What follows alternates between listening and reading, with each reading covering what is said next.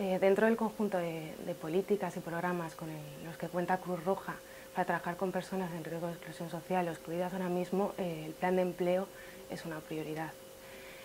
¿Cómo lo vamos a hacer en este periodo 2014-2020? Bueno, en la Comunidad Valenciana, hablando de aquí en específico, atendemos a más de 6.600 personas al año.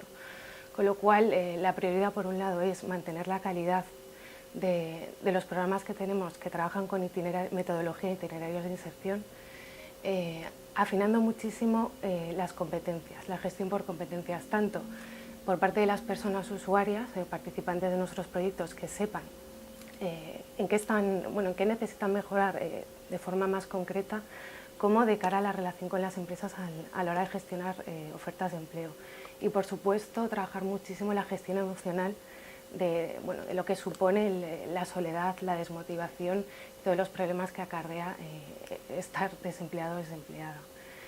También, por otro lado, Cruz Roja ahora mismo cuenta con un gran desarrollo territorial en la Comunidad Valenciana. Contamos con proyectos de empleo en aproximadamente 50 asambleas de la Comunidad Valenciana, de las 73 con las que cuenta la entidad.